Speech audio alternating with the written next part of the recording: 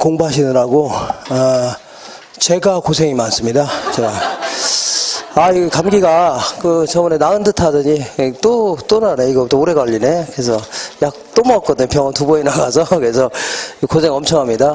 그러니까 자, 그렇게 하세요. 이렇게. 자, 전 시간에 했던 거를 좀 복습해 보겠습니다. 복습. 자, 이렇게 보시면 경제 현상을 분석하기 위한 다양한 변수들이 있을 겁니다. 변수들. 이런 변수들은 일정 기간을 좀 명시해야만 분명해진다는 얘기죠. 이걸요, 유량 변수다. 이렇게 얘기합니다. 그리고 또한 특정 시점을 딱 명시해야만 분명해지는 이러한 경제 변수를요, 저량 변수다. 이렇게 얘기합니다. 자, 유량 변수는 영어로 이제 플로우 이렇게 얘기합니다. 그래서 대표적인 게 뭐 수요와 공급, 그 다음에 급여라든가 임대료, 신규주택 공급량 이런 것들은 좀 기간을 좀 명시해줘야 됩니다. 이걸요, 유량 변수. 그 다음에 저량 변수는요, 영어로 스탁 해주는데 이거는 인구라든가 아니면요 외환 보유액, 주택 재고량 이런 것들이 대표적인 저량 변수입니다. 특정 시점 딱 명시해줘야 돼요. 이렇게 하시고, 자, 이렇게 보겠습니다. 자, 이쪽으로 보겠습니다. 이쪽. 자, 수요라는 것은 내가 일정 기간 동안에 한 달에 맥주를 50병 정도 사 먹겠다 하는 걸요, 수요라는 겁니다. 수요. 자, 그래서 수요라는 것은 그 일정 기간 동안에 재화와 서비스를 구매하고자 하는 수량 아니면요 욕구 이렇게 얘기합니다. 그러면 수요 함수라는 건 뭐냐면 여기 이렇게 볼게요. 어떤 지역에 갑이라는 사람이 신도시가 들어선다고 하길래 1억 가지고 좀 아파트를 구입하려고 합니다. 대출 좀 끼고. 자, 여기 대림 아파트, 대림 이 편한 세상을 딱 구입하려고 합니다. 이걸 XJ 해줄게요. XJ. 자, 그러면 XJ의 소비량을 결정할 수 있는 요인들은 많이 있겠죠? 그죠? 그래서 가장 대표적인 게 뭐가 있어요? XJ 가격. 대림 아파트 가격이 비싸면 평수 줄여야 되죠? 싸면요 평수 늘려 구입할 수 있네요. 이거 외에도 뭐 소득이라든가 아니면요 주변에 있는 다른 재화의 가격. 예컨대 삼성 아파트 가격이 요걸 구입하려고 했는데 삼성을 여기 싸게 분양한답니다. 이걸 YJ라고 할게요. 자, 그러면 대림 살래다가 삼성 살 수도 있죠? 그죠? 이런 것도 영향을 줘야 안 줘요? 줄 수 있다는 얘기입니다. 이거 외에도 이자라든가 세금이라든가 소비자 입장에서 예상, 뭐 기타, 선호도 이런 거 있죠? 이런 게 다 영향을 줄 수 있는데, 자, 이 여러 가지 요인들 중에 수요 곡선이라는 것은 요놈과 요놈으로 딱 쪼개본 다음에 얘와 얘 간의 관계를요, 그래프로 인 거 있죠? 요거를요, 수요 곡선이라는 겁니다. 수요 곡선. 자, 그려볼게요. 이거는 갑 입장에서입니다. 가격, 수량이 있다면 이 사람은 평당 1,500만 원이라면 한 30평짜리를 구입할 의사가 있었습니다. 근데 1,200만 원 정도 떨어진다면요 50평짜리를 구입할 의사가 있다. 이렇게 그린 거 있죠? 이걸요 수요 곡선이라는 겁니다. 근데 시장에서는 자, 이 아파트 살 사람이 값만 있는 건 아니겠죠? 모든 사람들의 수요 곡선을 전부 다 합친 거 있죠? 요게요 시장 전체 수요 곡선이 되는 겁니다. 그러면 여기서 제일 중요한 게 뭐냐면 수요량의 변화와 뭐의 변화라고요? 수요의 변화다. 이게 이제 가장 중요한 겁니다. 자, 이것도 뭐냐면 얘네들이 변하면 소비량이 변하죠. 이걸 그래프에서 어떻게 표시되냐 그런 얘기인데, 자, 결론적으로 얘기한다면 써놓으세요. 해당 재화의 가격이 변한다. 가격이 변하면요 곡선 상에서 움직입니다. 이걸 뭐라고요? 수요량이 변했다. 근데 가격 이외의 다른 요인이 변한다. 가격 이외의 다른 요인도 이것도 변하죠. 이럴 경우는요 곡선 자체가 움직입니다. 곡선 자체가 오른쪽 아니면 왼쪽으로 움직이죠. 이걸요 수요가 변했다 입니다. 자, 똑같은 그림 한번 그려볼게요. 자, 갑 입장에서 볼게요. 갑 입장에서는 자, 가격 이거는 수량인데 평당 1,500원일 때는 얼마로 1,500만 원일 때는요 30평짜리 구입하려고 했죠. 요거를 A점이다. 근데 1,200만 원 떨어지니까 몇 평이라고요? 50평짜리 구입하려고 하죠. B점이라고 하자. 자, 그러면 이 두 점을 연결한 게 수요 곡선인데 이렇게. 자, 이때 A점에서 B점으로 간 이유가 뭐예요? 가격이 떨어져서 그런 거죠. 반대로 B점에서 A점으로 가면요 가격이 올라서 그런 겁니다. 이런 식으로 곡선 상에서 움직이는 소비량이 변화했죠. 이걸요 수요량이 변했다 해줘야 돼요. 되셨죠? 이렇게. 자, 근데 만약에 다른 요인이 변하게 되면, 자, 가격 이제 수량인데 갑 입장에서 볼게요. 자, 만약에 다른 요인이 변하게 되면, 예를 들어 소득이 변하거나 다른 자원의 가격이 변할 수 있죠. 그때는 곡선 자체가 오른쪽 아니면 뭐라고요? 왼쪽으로 움직입니다. 자, 이걸 뭐가 변했다고요? 수요가 변했다. 오른쪽으로 가는 걸요? 수요가 증가했다. 왼쪽으로 가는 걸요? 수요가 감소했다 해줍니다. 한번 살펴볼게요. 자, 이걸 수요 변화의 요인들이 하는데, 이런 것들 수요 변화의 요인이다. 그럼 한번 살펴볼게요. 자, 먼저 소득 수준이 향상됐다. 소득이 증가했죠. 그럴 경우에는 석유라든가 고급주택이죠. 이런 거 막 더 많이 살려고 할 겁니다. 이런 걸 정상제로 하는 겁니다. 이런 것들은요, 수요가 증가합니다. 뭐가 증가한다고요? 수요가 증가는 오른쪽, 감소는요 왼쪽. 자, 수요가 증가합니다. 근데 소득이 증가하면 연탄이라든가 저급주택 같은 거 있죠? 이런 거 살려고 안 살려고요? 안 살려고 하니까 오히려 수요가 감소합니다. 감소.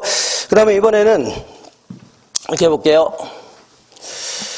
자, 여기는 오비 맥주가 있고 하이트 맥주가 있다고 치자. 이렇게. 예, 이 둘은 자, 그 받고 소비에도 만족감에 큰 차이가 없다는 얘기죠. 그러니까 얘나 뭐 만족감에 큰 차이가 없다. 그러면 가능하면 싼 걸 소비해요? 비싼 걸 소비해요? 싼 걸 소비하려고 할 겁니다. 그죠? 그러니까 이걸요 대체제를 하는 겁니다. 만족감이 차이가 없다면 상대적으로 비싼 걸 덜 사고 싼 걸 더 살 수 있죠? 이걸 뭐라고요?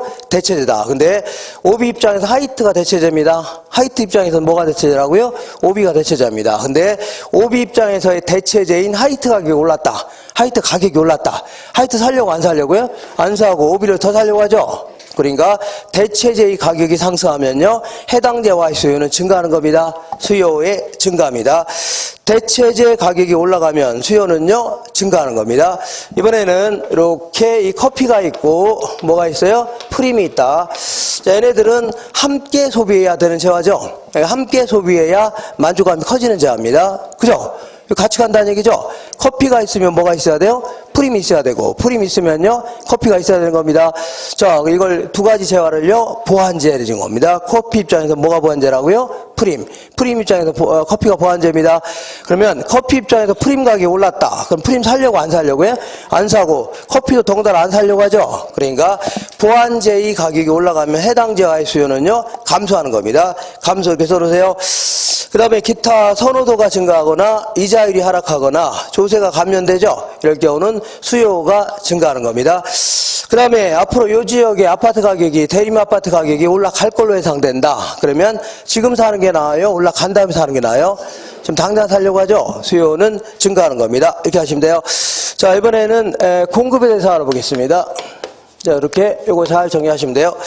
자, 공급이라는 것은 오비 맥주 입장에서는 맥주를 한 달에 50만 병 만들어 팔겠다 하는 걸요 공급이라는 겁니다. 자, 이번에 공급 함수에 대해서 알아보겠습니다. 아까 저 지역의 대림 아파트입니다. 대림 아파트 XJ 해줄게요. XJ. 자, 주식회사 대림 산업이 여기다 아파트를 좀 지어서 팔으려고 합니다. 자, 그러면 아파트의 생산 판매량에 영향을 줄 수 있는 것들을 쭉 한번 나열해 보겠습니다. 자, 먼저 이 대림 아파트의 시장 가격, 아파트 가격이 좋아지면 더 많이 짓고 싶을 겁니다. 그렇잖아요? 어떤 지역은 아파트 가격이 뚝뚝 떨어진다 하면 안 짓고 싶을 겁니다. 그 다음에 뭐 기술 수준이라든가 아니면요 생산 요소의 가격 이런 것들이 전부 다 영향을 줍니다. 이거 외에도 이자라든가 세금이라든가 아니면 기후라든가 이런 것들 아니면 기업주의 어떤 목표 뭐 시장 점유율의 극대화이냐 아니면요 이윤의 극대화이냐 이런 거에 따라서도 때로는 차이를 둘 수 있는 겁니다. 그리고 자 공급자 측면에서 예상 이런 것들이 전부 다 영향을 주는 겁니다. 그러면 공급 곡선은 뭐냐? 공급 곡선은요 이렇게 여러 가지 요인들을 요놈과 요놈을 딱 쪼개 본 다음에 자 다른 것들은 고정되어 있다고 가정하고 요놈과의 관계를 그래프로 그릴 수 있어 없어요? 이쪽을 공급 곡선이라는 겁니다.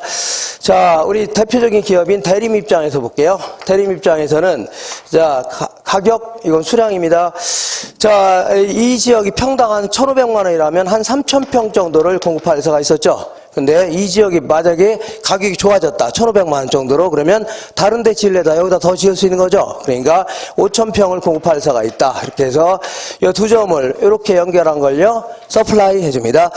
자, 그리고 시장에는 이 아파트를 지으려는 회사가 대림만 있는 건 아니겠죠. 그러니까 삼성, 뭐 대우라든가 현대 이런 거 다 합쳐야 됩니다. 이게 바라고요. 시장 전체의 공급 곡선이 되는 겁니다. 그럼 이 시간에 제일 중요한 걸 해볼게요. 제일 중요한 게 공급량의 변화와 뭐의 변화라고요? 공급의 변화다. 이게 이제 가장 중요한 얘기입니다. 자, 얘는 또 뭐냐면, 자, 얘네들이 변하면 이 판매량이 변하죠. 변하는데, 자, 그래프에서 어떤 식으로 표시가 되냐 그런 얘기인데, 결론적으로 얘기한다면 해당 재화의 가격이 변한다. 그러면요, 써놓으세요. 곡선상에서 이동합니다. 어디서 이동한다고요? 곡선상. 근데 해당 재화의 가격 이외의 요인이 변한다. 그럼 그때는요, 곡선 자체가 이동합니다. 곡선 자체가 오른쪽 아니면요 왼쪽으로 이동합니다. 자, 똑같은 그림 한번 그려볼게요. 이렇게 대림 입장에서 가격, 이제 공급량 이렇게 되는데, 이 회사는 평당 1200만 원이라면 3000평을 공급할 수가 있었습니다. 이걸 A점 해줄게요. 근데 1500만 원 정도 좋아진다면 5000평을 공급할 수가 있다. 이렇게. 자, 이거 B점이라 하자. 그럼 이렇게 그린 게 서플라이 아닙니까? 이때 A점에서 B점으로 간 이유가 뭐예요? 가격이 올라서 그런 거죠. 반대로 B점에서 A점으로 갔다면요, 가격이 하락해서 그런 겁니다. 이런 식으로, 자, 곡선 상에서 변동되는 판매량의 변화 있죠? 요걸요, 공급량이 변했다 줍니다. 되겠죠? 그래서 A에서 B로 가는 걸요, 공급량이 증가했다. B에서 A로 가는 걸요, 공급량이 감소했다. 이렇게 구분하라는 문제에서만 구분하시면 돼요. 자, 이번에는, 자, 똑같은 그림을 한 번 더 그려볼게요. 한 번 더 대림 입장에서. 자, 여기서는 평당 1200만 할 때는, 자, 그 3000평, 1500만 할 때는요, 5000평 공급하려고 했었습니다.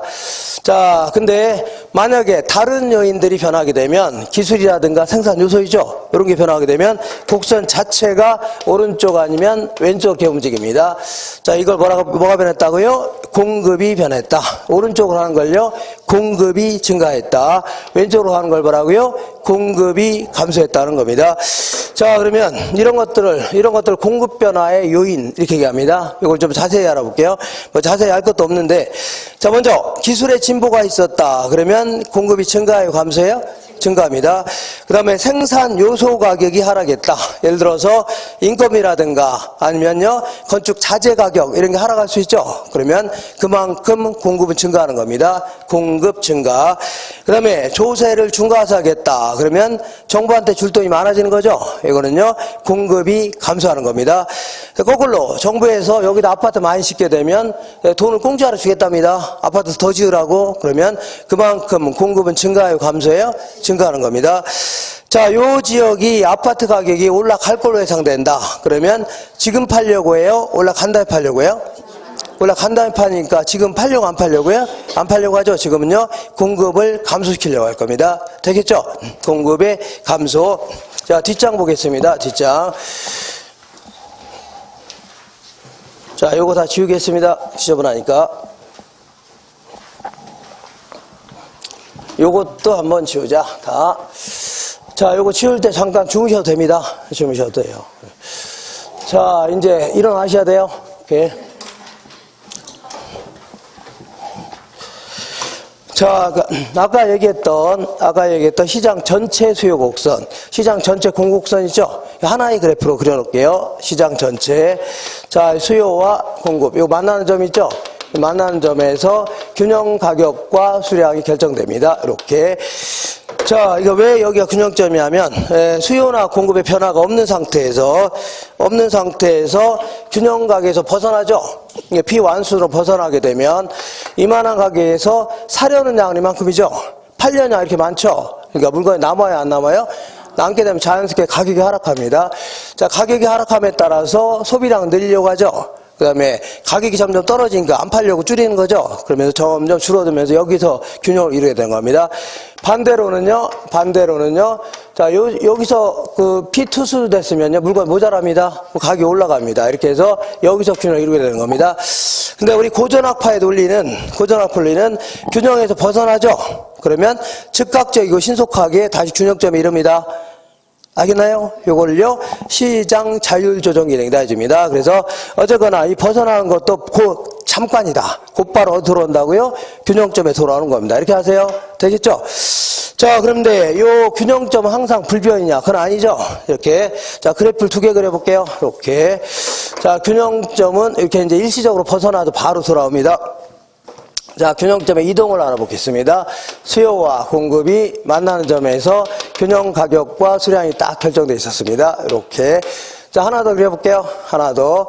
수요와 공급이 만나는 점에서 균형 가격과 수량이 딱 결정되어 있었습니다. P0, 얘는 뭐랄까요? Q0. 그럼 만약에 오른쪽에 박스를 보겠습니다. 만약에 수요가 증가하는 경우 있죠? 요 지역에 사람들의 소득이 증가하고 인구가 증가했다고 치자. 그러면 아파트 살 사람이 많아질까요? 적어질까요? 많아지죠? 그러면 수요가 증가하는 우측에 좌측에 우측으로 그리면 되는 겁니다. 우측으로 가볍게 그려주면 됩니다. 이렇게 그리면 새로운 균형점은 요 점이죠. 그러면 동동동동 점 찍어보면 가격은 올랐어 안 하겠어요? 올랐고 균형량은요 증가합니다. 써놓으세요. 가격 상승 균형량은요 증가. 가격 상승 균형량 어떻다고요? 증가. 자, 이번에는 그 수요가 감소하는 경우 볼게요. 이렇게 그리면 되겠네요. 그럼 이 점에서 이 점으로 바뀌었죠? 그러면 동동동동 점을 찍어본다면 가격은요 하락, 균형량은요 감소 해주세요. 가격 하락, 균형량은요 감소. 적었어요? 적었어. 자, 이번에는 공급이 변하는 경우 볼게요. 자, 만약에 건설사들의 기술이 무척 향상되고 생산 요소 가격이 하락했다고 치자. 그러면 공급이 증가해요, 감소해요? 증가. 증가는 우측에 좌측이에요? 우측으로 그러면 될 거 아닙니까? 그러면 여기서 여기로 바뀌었죠? 그러면 이렇게 점을 찍은다면 가격 하락, 균형량 증가합니다. 가격 하락 뭐라고요? 균형량 증가. 반대로 공급이 감소하는 경우 볼게요. 감소는 왼쪽이죠? 여기로 점이 찍히네요. 점을 찍어본다면 가격 상승 균형량은요 감소하는 겁니다. 가격 상승 뭐라고요? 균형량 감소.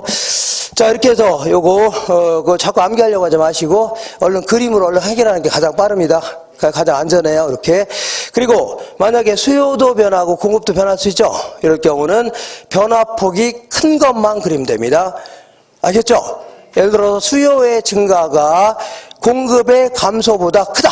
이럴 경우 있죠. 그러면 수요의 증가만 그리면 되는 겁니다. 항상 변화폭이 어떻다고요? 큰 것만 그리면 끝나는 겁니다. 이렇게 해서 변화폭이 큰 것만 그려라. 어제 전 시간에 여기까지 했습니다. 여기까지 했으니까 그 다음 내용은 조금 이따 할게요. 잠깐 여기다 놓으세요. 어떻게 전 시간에 했던 게 좀 기억나시나요? 전혀 기억이 안 나네요. 이런 분도 있을 겁니다. 예? 그래서 한 일주일 만에 하니까 뭐 기억 안 날 수도 있겠네요. 자, 이렇게 해서 오늘은 108페이지 오겠습니다.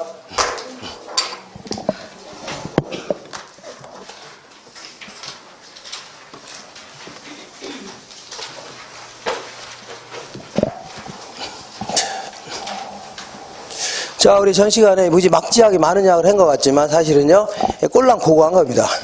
꼴랑 뭐라고 하세요? 이거 다예요. 이렇게. 자, 요걸 기초로 해서 이제 연습을 하셔야 돼요. 나중에 이제 기출문제를 많이 연습하셔야 돼요. 그래서 자꾸 응용하면서 연습하시면 마무리되는 겁니다. 자, 여기 수요와 공급의 탄력성 알아보겠습니다.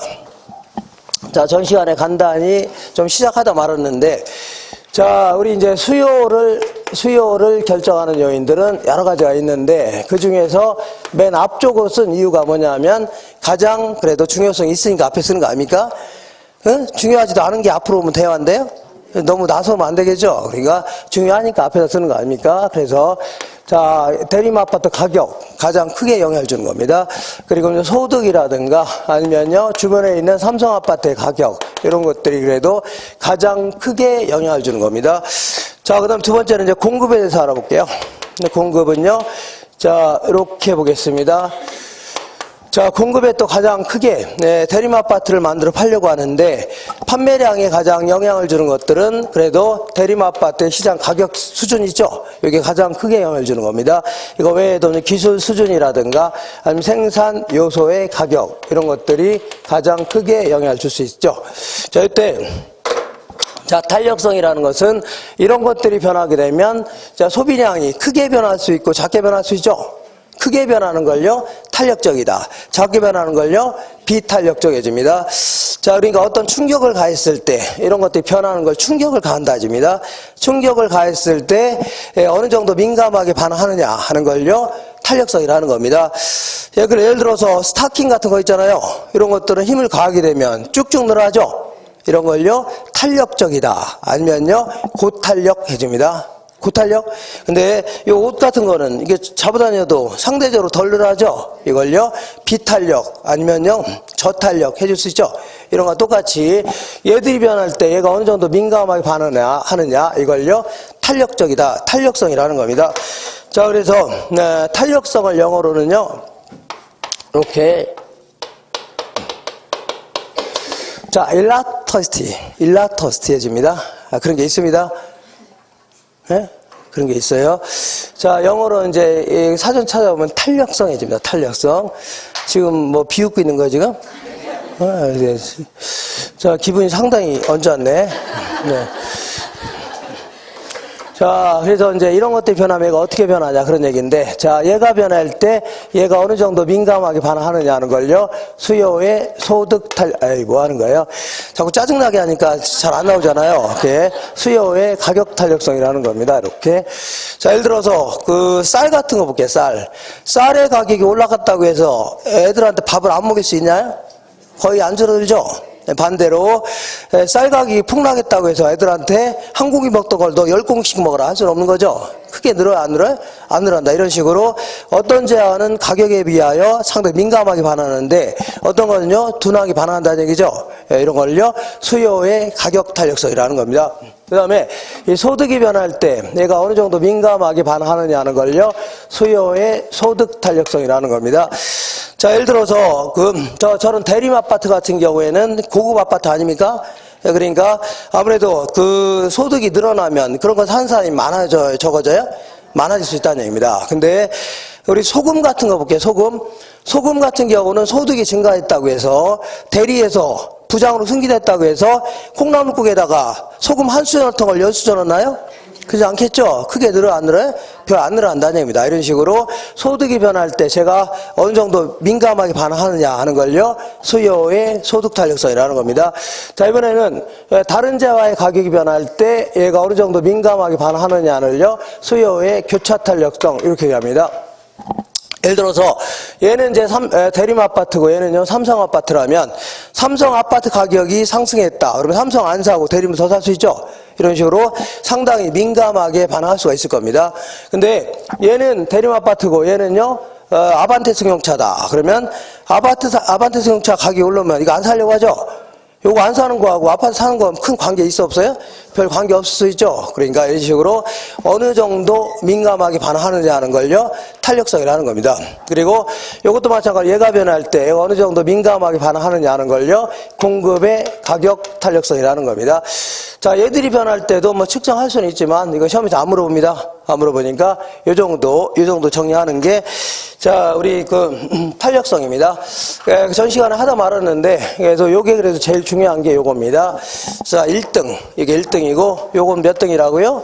2등. 그리고 요거는요 3등 이렇게 됩니다. 자, 영화로 치면요 얘가 뭐라고 있어요? 주연, 얘는요 조연, 요거는요 엑스트라급인데 엑스트라가 또 없으면 영화가 흥행이 돼요? 안 돼요? 안 되죠. 전투 씬을 찍는데 대장 둘이서 막 싸우고 있으면 이거 재미 하나도 없죠. 쫄다고 달아붙어서 막 싸우는 척 해야 될 거 아닙니까? 그죠? 막 실제 치는 건 아니지만 막 싸우는 척 해야 돼요. 그래야지 조금 흥행이 될 거 아닙니까? 그래서 얘는 무시하면 대화인데요. 얘는 뭐 간단히 해결할 수 있는 겁니다. 해결할 수 있는데 오늘은 뭐 이런 것까지 하면은 오히려 헷갈릴 수 있으니까 요거하고 요거 있죠? 요놈하고 요놈만 좀 정리해 볼게요. 자, 그리고 제가 안 하는 내용들은 반드시 언제 한다고요? 3월달에 할 거니까 그러지 마세요. 너무 성급하게 이렇게 하게 되면 오히려 자 역효과가 나타날 수 있습니다. 이렇게 자 볼게요. 맨 먼저 우리 교재 108페이지 볼게요. 108페이지 맨 아래쪽에 자 수요의 뭐 가격 탄력성이다 이렇게 해볼게요. 수요의 가격 탄력성이다 이렇게. 자, 요거는 영어로는요 elasticity demand 이렇게 해줄게요. elasticity demand 이렇게 해서 얘는요 가격이 변할 때 수요량이 어느 정도 민감하게 반응하느냐 하는 걸요 수요의 가격 탄력성 해줍니다. 자, 근데 요거를 그 액면가로 이게 비교하게 되면 뭐 부동산끼리라든가 다른 지역끼리 이제 비교하기가 아주 곤란합니다. 그래서 이제 백분율 가지고 비교합니다. 제약끼리 뭘 비교한다고요? 백분율. 예를 들어서 가격이 10% 변했을 때 얘가 더 크게 변할 수 있죠? 작게 변할 수 있네요. 이런 식으로 이제 측정하는 겁니다. 그럼 구체적으로 어떻게 측정할 거냐 그런 얘기인데 이렇게 측정해 보자. 어떻게 하냐면 가격의 변화율 이걸 딱 기준으로 해서 가격의 변화율에 비해서 이 수요량의 변화가 클 수도 있고 작을 수 있죠. 이렇게 측정하는 겁니다. 그래서 요 위에다가 이제 수요량의 변화율 이렇게 해주면 됩니다. 이렇게 해주면 돼요. 됐죠? 이렇게. 근데 가격이 상승하면, 가격이 올라가면 수요량은 감소하죠? 우리 수요의 법칙에 따라서 가격이 올라가면 수요량은 증가해요? 감소해요? 감소하는 겁니다. 가격이 하락하면요, 수요량은 증가하죠? 증가하는 거 아닙니까? 그러니까 항상 부호 자체가 마이너스가 나옵니다. 뭐 나와요? 마이너스. 마이너스 나와요? 근데 여기서는 마이너스가 나오는 게 중요한 게 아니라 수요 법칙에 예외가 없는 한은 전부 다 플러스, 마이너스예요. 예외가 없는 한은 가격과 수요량은 반대로 움직이죠?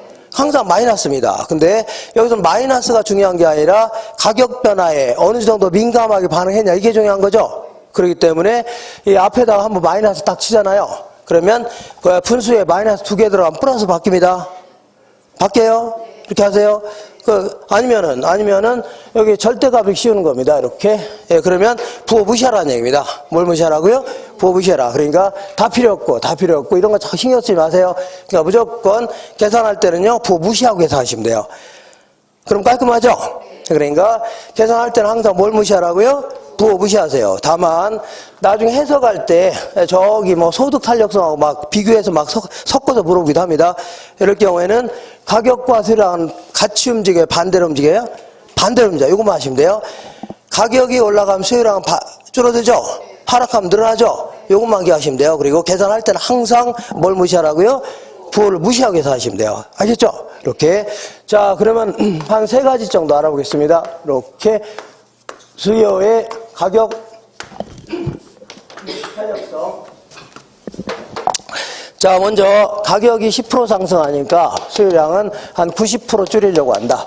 그러면 90을 10으로 나누면 얼마예요? 9 무시하라고 했죠? 9 아닙니까? 9는 1보다 커요, 작아요? 크죠? 그러니까 1보다 큰 거를요, 탄력적으로 반응했다 해줍니다. 탄력적이다. 이렇게. 아셨나요? 민감하게 반응했죠? 자, 이번에는 가격이 10% 상승하니까 수요량은요, 딱 1%만 줄이려고 한다. 그러면 0.1 아닙니까? 0.1은 1보다 커요, 작아요? 작죠? 이렇게 1보다 작은 걸요. 자, 비탄력적이다. 상당히 둔하게 반응했네요. 비탄력적이다 해줍니다. 자, 이번에는 가격이 10% 상승하니까 자, 수요량도 딱 10% 줄이려고 한다. 그러면 1이죠? 1 아닙니까? 똑같이 반응했죠? 반응한 정도와 똑같죠? 이걸요, 똑같은 단위로 변했다 해서 단위 탄력적해집니다. 똑같은 단위로 변했다 해서 뭐라고요? 단위 탄력적. 그래서 내가 이제 항상 똑같은 예인데, 내가 이제 술을 잔뜩 마시고 호평역 앞에 가서 지나가는 사람을 이유도 없이 10대 때린 겁니다. 그랬더니 그 사람이 와서 90대 때리면서 발을 죽여놓았다는 얘기죠? 민감하게 반응했어요? 둔하게 반응했어요? 민감하게 반응했잖아요. 탄력적 반응했답니다. 이번엔 내가 10대 때렸더니 걔가 와서 꼴망 한 대 놓더니 빨리 술 먹었으면 잠이나 쳐질라 자라면서 했죠? 그럼 둔하게 반응했어요? 민감하게 반응했어요? 둔하게 반응했잖아요. 이 비탄력적으로 반응했다입니다. 내가 10대 때렸더니 걔도 똑같이 와서 10대 때렸다는 얘기죠? 그럼 이에는 눈에는 똑같이 반응한 거 아닙니까? 이걸요, 단위 탄력성이라는 겁니다. 구분할 수 있죠? 한 번만 더 해볼게요. 한 번만. 자, 계산할 때는 뭘 무시하라고요? 부호 무시하시고, 가격의 변화율에 비하여 수요량의 변화가 훨씬 크다. 이런 거 뭐라고요? 탄력적. 자, 수요량의 변화율이 훨씬 작다. 이걸요, 비탄력적. 똑같으면요, 단위 탄력. 이렇게 좀 돼요. 그죠? 이렇게 해주면 되는데, 자, 요거를, 이 계산하는 걸 한번 해볼게요. 계산하는 거 할까요? 말까요? 네. 자, 계산은 뭐 어렵지 않습니다. 자, 가격이 100원에서 120원 올랐다. 그러면 몇 프로 오른 거예요? 아까 이렇게 숫자로 주어지는 경우는 가격이 10% 상승했을 때 수요량은 90% 하락했다. 그러면 탄력성은 얼마예요? 9 아닙니까? 그죠? 이렇게 해서 바로 주어지는 경우 바로 계산하면 돼요. 바로 계산하면 됩니다. 근데 이런 식으로 이제 이렇게 주어질 수도 있습니다. 이렇게 하면 가격이 100원에서 120원 올랐다. 그러면 몇 프로 오른 거예요? 어떻게 하셨어요? 자, 여기 항상 기준입니다. 100원에서 20원 올랐죠? 그러니까 20%가 오른 겁니다. 몇 프로 올랐다고요? 20%. 부호, 항상 부호는 무시하세요. 부호 자꾸 신경 쓰지 마세요. 자, 그랬더니, 자, 1000개를 구입하려다가, 자, 부담스럽죠? 비싸니까. 자, 600개로 줄이려고 한다. 그러면 요거는 모를걸? 자, 몇 프로 감소한 거예요? 어떻게 했어, 이거? 이거 어려운 건데? 여기는, 자, 여기는 아주 학력 수준이 괜히, 그게 그거네요. 어디나. 똑같네요. 자, 어쨌거나 이렇게 40% 감소한 겁니다. 계산해 볼게요. 계산. 자, 수요의 가격 탄력성 딱 부호 무시하라고 했죠? 부호 무시하시고, 자, 가격이 몇 프로 올랐다고요? 20% 올랐죠. 맞죠? 그때 수요량 40% 감소했죠? 그러면 계산하면 2죠. 이게 탄력성입니다. 되나요? 탄력성. 근데 나는 요거 난 도저히 100분율 계산 못하겠다. 그러면 이렇게 해주면 됩니다. 자, 가격이 100원에서 얼마 올랐어요? 100원에서 얼마 올랐어요? 20원 올랐잖아요. 이렇게. 자, 요게 바로 가격의 변화율입니다. 그랬더니, 자, 1000개에서 몇 개로 줄이려고요? 400개 줄이려고 하죠? 600개로 몇 개를 줄이려고요? 400개 줄이려고 할 거 아닙니까? 400개. 맞죠? 1000개에서 400개 줄이려고 하죠? 요게 바로 수요량의 변화율입니다. 계산하면 이가 나옵니다. 할 수 있죠? 이렇게 계산하면 됩니다. 자, 우리 그 교재를 잠깐 보겠습니다. 자, 120페이지 잠깐 볼게요. 자, 120페이지 잠깐, 120페이지가 아니네. 자, 잠깐 넘어갔다 오겠습니다. 자, 126페이지 볼게요.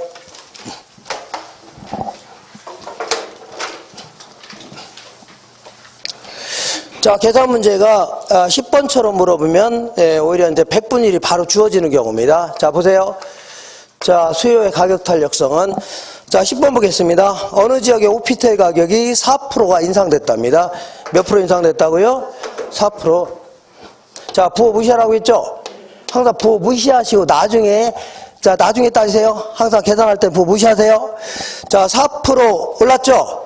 그랬더니 오피스텔 수요의 가격 탄력성 2랍니다. 얘가 얼마라고요? 2래요. 요게 1이에요. 이렇게. 자, 그러면 자, 오피스텔 수요량의 변화는 요거 물어보는 겁니다. 요거 물어보는 거예요. 요때는 자, 우리 전 시간에 계산했으면 요걸 계산하는 얘기 아닙니까? 근데 요거는 어떻게 계산하면 되냐면 나누기가 넘어가면 뭘로 바뀌어요? 곱하기 해서 2 곱하기 4 하면 돼요. 그러면 요거는 알 수 있겠죠? 이 8%라는 걸 일단 알 수 있는 겁니다. 8%. 자, 그런 다음에 이제 해석은 나중에 하시면 돼요. 해석은 가격과 수요량은 비례해요? 반비례해요? 반비례한다고 했잖아요. 그러면 가격이 올랐다고 해서 하락했다고 했어요? 올랐으니까 수요량은요? 감소했겠네요. 수요량은 뭐라고요? 감소했다. 이렇게 해서 정답은 몇 번이냐? 4번에 있네. 4번 답하면 돼요. 4번. 자, 이번에는 이렇게 할 줄 아시면 됩니다. 이번에는 자, 이 숫자로 주어지는 경우라든가 그래프로 주어지는 경우를 좀 볼게요. 요거 할 수 있겠죠? 요거 요대로 하시면 돼요. 요대로. 자, 볼게요. 자, 9번 보겠습니다. 다음 그림에서 나타난 수요의 가격 탄력성의 크기는 자, 보니까 굳이 숫자로 주어진다면 어떻게 주어진 거냐면 가격이 300원에서 500원 오른 겁니다. 300원에서 얼마 올랐다고요? 500원 오르니까 부담스럽죠?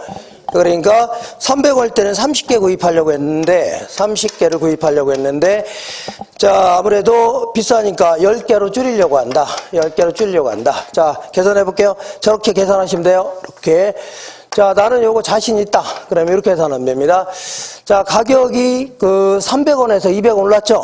그러면 67%가 오른 겁니다. 이렇게 오른 거예요?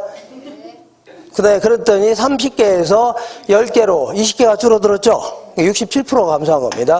자, 그러면 계산하면 1이에요, 1이죠? 난 이렇게 계산 못하겠다. 그러면 이렇게 계산하면 됩니다. 자, 아까처럼 원래 가격이 얼마였었어요? 300원에서 500원은 얼마가 올랐어요? 200원 올랐잖아요. 200원. 이렇게. 맞죠? 그랬더니 원래 30개 구입하려다가 10개로 몇 개 줄어드는 거예요? 20개 줄어들었잖아요. 이렇게. 이렇게 계산하면 요것도 3분의 2, 요것도 3분의 2죠? 1이라는 거 알 수 있겠네요. 이렇게. 자, 할 수 있나요? 이렇게. 이렇게 해서, 자, 이렇게 주어지는 경우도 있고, 이제 그래프로 해서 이제 아까처럼 이렇게 주어지는 경우도 있는데, 그래서, 근데 나중에 이제, 지금 요점에서 요점으로 간 경우입니다. 나중에 요점에서 요점으로 갈 때는 탄력도가 달라집니다. 그건 지금 하지 마세요. 기본적으로 이렇게 물어본다. 이렇게만 답하면 돼요. 할 수 있나요? 다시 해요? 예, 할 수 있겠죠? 이렇게. 자, 항상 부호 무시하시고 계산하시면 돼요. 네, 부호 무시하시면 됩니다. 그리고 나중에 해석만 하시면 돼요. 해석은요, 가격과 수요량은 비례해요, 반비례해요? 반비례한다. 이것만 명확히 알고 계시면 돼요. 이렇게. 자, 그러면 지금부터 요거를 그래프 어디 갔냐면 요렇게 볼게요. 한 놈, 두 놈, 딱 이렇게. 자, 요거는 콜라입니다. 콜라. 요거는요, 쌀이에요, 쌀. 잘 보시면 돼요. 잘 보시면. 자, 이 콜라, 요거는 가격. 요거는요, 소비량. 가격, 소비량. 이렇게 되는데, 자, 그동안은 수요 곡선을 어떻게 그렸어요? 이렇게 대충 한 45도 그렸죠?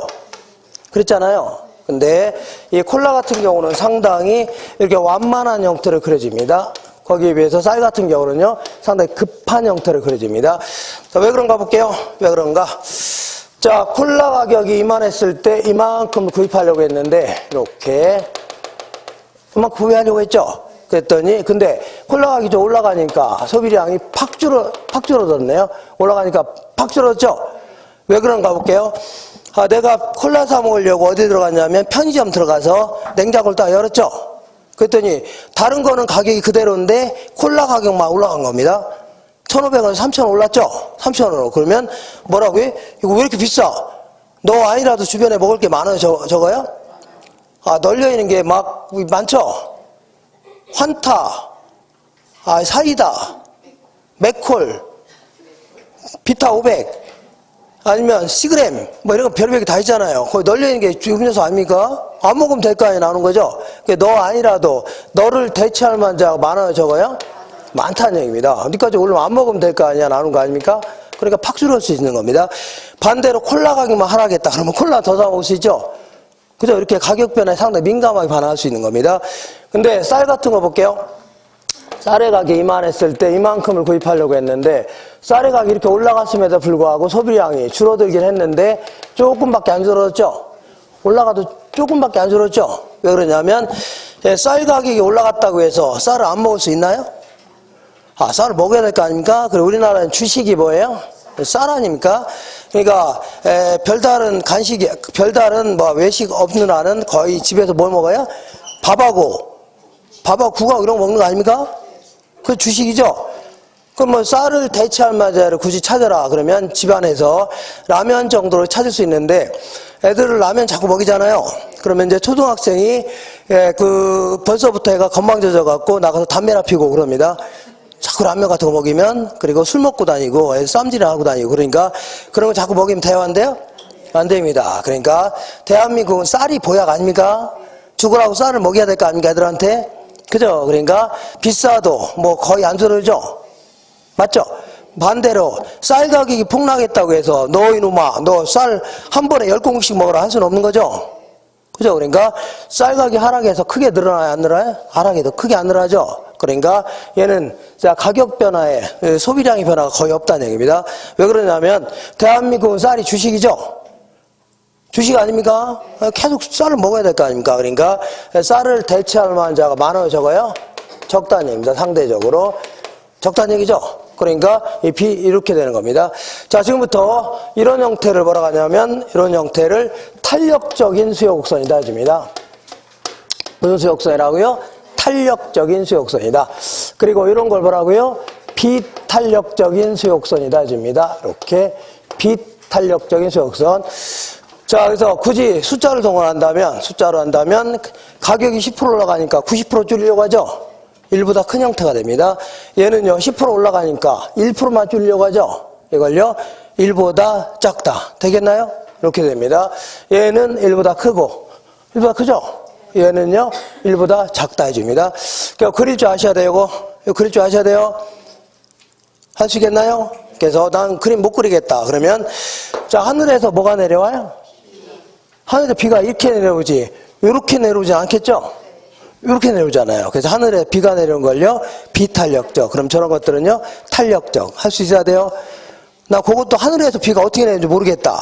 그러면 자, 비는 이렇게 내려가는 거죠? 이건 비탄력적입니다. 탄은요? 탄은 이렇게 탄력적 이렇게 되는 거 아닙니까? 이렇게 되는 거, 탄력적 같이 안 보이나요? 이거 연결하면 되잖아요. 이렇게 탄력적 아닙니까? 비, 저건 뭐라고요? 탄. 할 수 있죠? 이렇게. 그리고 요거는 약간 헷갈릴 수 있는데, 자, 기울기라는 게 뭐냐면, 자, 이 점에서 이 점으로 갔다 그러면 밑변분의 높이, 이걸 기울기라는 겁니다. 뭐라 한다고요? 밑변분의 높이. 항상 이거분의 이걸 뭐라고요? 기울기라는 겁니다. 밑변분의 뭐라고요? 높이. 자, 그래서, 자, 이렇게도 물어보기도 합니다. 탄력도로 물어보기도 하고, 뭘 물어봐요? 기울기로 물어보기도 합니다. 그러니까 얘는 밑변분의 높이죠? 1이고 10이라면 1분의 10이죠? 상당히 크네요. 근데 얘는요, 이것분의 이거죠? 10분의 1이네요. 작죠? 그러니까 얘는요, 자, 기울기로 따진다면, 이렇게, 이거 써야 되나? 자, 얘는요, 예, 기울기가, 써볼게요. 기울기가 어떻다고요? 작다 해줘야 돼요. 기울기가 작다. 자, 이렇게 해서 기울기로도 물어봅니다. 얘는요, 기울기가 어떻다고요? 크다. 이렇게. 나 헷갈린다. 그러면 탄력도하고 기울기는 반대입니다. 항상 반대예요. 탄력적일수록 기울기는요, 작고, 비탄력적일수록 기울기는요, 크다. 이건 할 수 있죠? 탄력적일 때는 기울기는 작고, 비탄력적일 때는요, 기울기는 크다. 할 수 있나요? 이렇게 정리하셔야 돼요. 자, 그러면 이제 다소 극단적인 경우까지 알아보겠습니다. 극단적인 경우. 다시 거꾸로 돌아올게요. 자, 제가 하지 않는 거는 손 대지 마세요. 110페이지 보겠습니다. 110페이지 맨 아래쪽에 보니까 아래에서 10번째 줄 보시니까 크기 나오면서 완전 탄력적, 단위 탄력적, 비탄력적. 오른쪽 맨 위에 보면 완전 비탄력적 나오죠? 요거 좀 알아보겠습니다.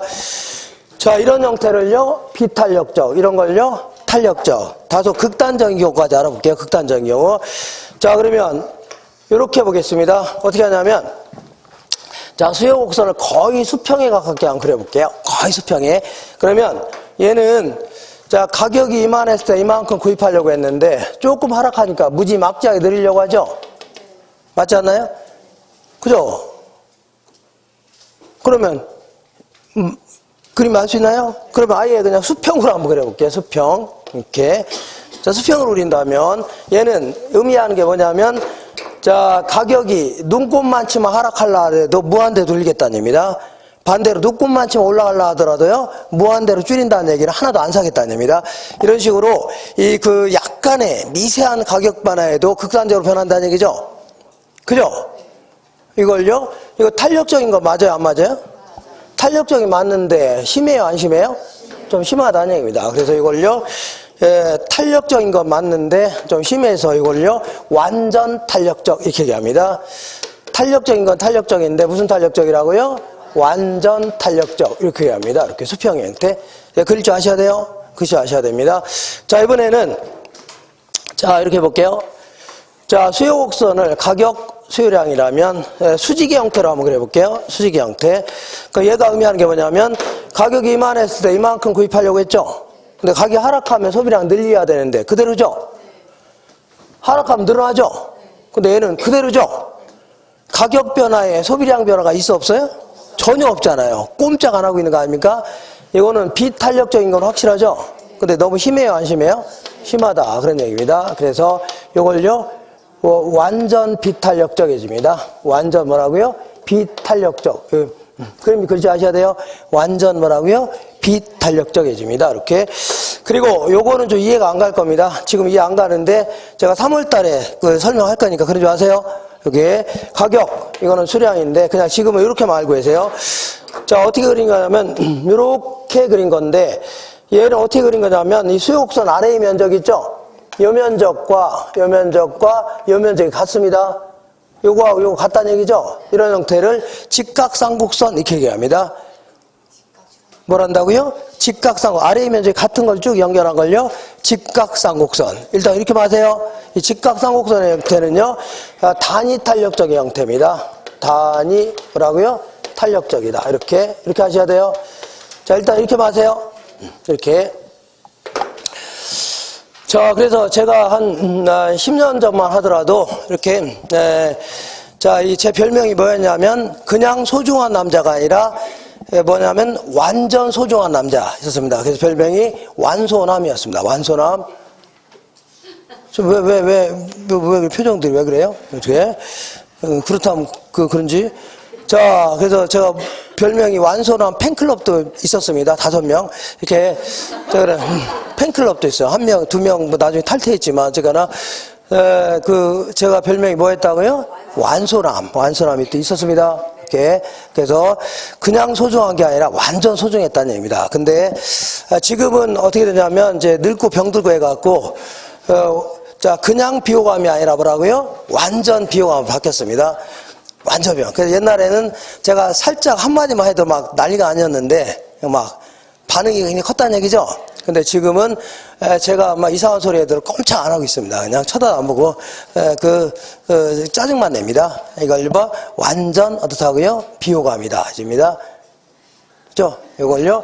완전 탄력적. 이런 거 뭐라고요? 완전 비탄력적. 이렇게 할 수 있죠? 이렇게. 자, 이 그림 글자하셔야 돼요. 이렇게 글자하시고. 자, 그러면 어떤 경우에는 자, 탄력적인 형태, 어떤 경우는 비탄력적인 형태로 나타나나 보겠습니다. 자, 어디를 볼 거냐면요. 거기, 한 장 넘겨볼게요. 112페이지. 제가 안 하는 거는 지금 하지 마세요. 안 하는 거 하지 마세요. 자, 거기에 보시면 112페이지 보시면, 위에서 네 번째 줄에 보니까 부동산 수요의 가격 탄력성 크기의 결정 요인이 있어 없어요? 요거 알아보는 겁니다. 자, 보세요. 어떤 경우는 탄력적, 어떤 경우는 비탄력적인 형태인가 알아볼게요. 첫 번째, 자, 대체재가, 기억번 볼게요. 대체재가 많을수록 탄력성이 크다. 자, 콜라는 대체재가 많아요, 적어요? 많으니까 탄력적. 그 다음에, 자, 이 쌀은요, 대체재가 별로 없으니까 비탄력적 해줍니다. 자, 두 번째 보겠습니다. 부동산은 용도가 다양할수록 탄력성은 커진다.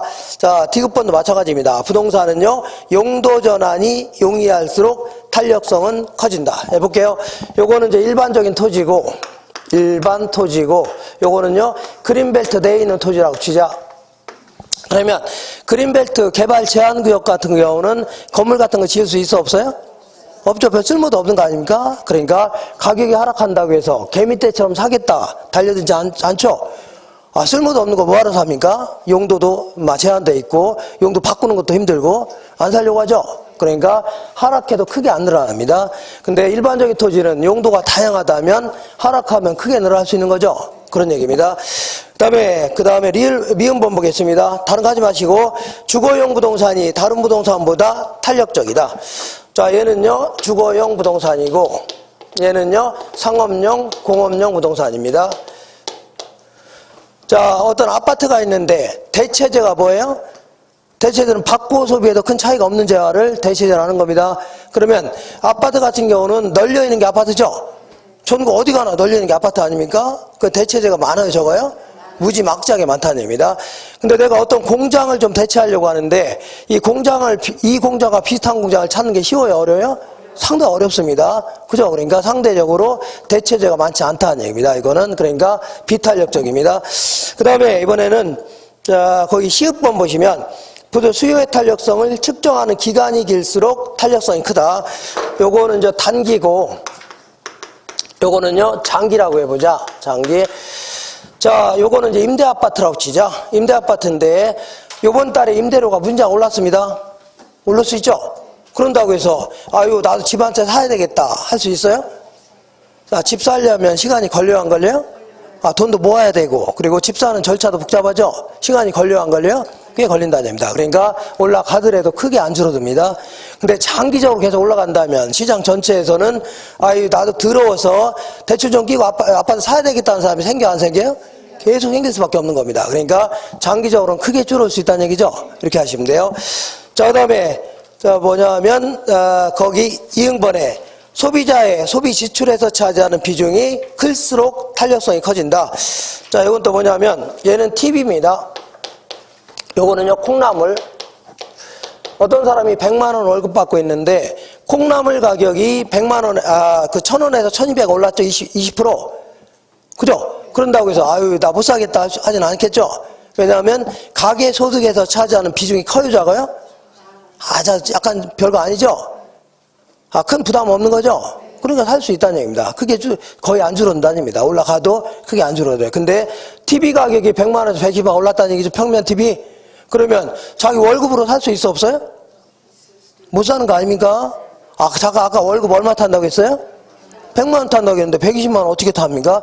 그리고 설사 이거 샀다고 해서 사면 뭐 합니까? 다른 거 뭐 어떻게 애들 학비도 줘야 되고 그 쓸 것도 많죠? 크게 줄일 가능성이 있다는 얘기입니다. 올라가면요, 크게 줄일 가능성이 있다. 되겠나요? 이렇게 해서 이 정도 정리하시면 돼요. 자, 이 정도 정리하시고, 자, 그대로 공급의 가격 탄력선 한 장 넘겨볼게요. 이거 할 건데, 이거 지우지 마시고 그대로 놔주세요. 망하셨다 하겠습니다.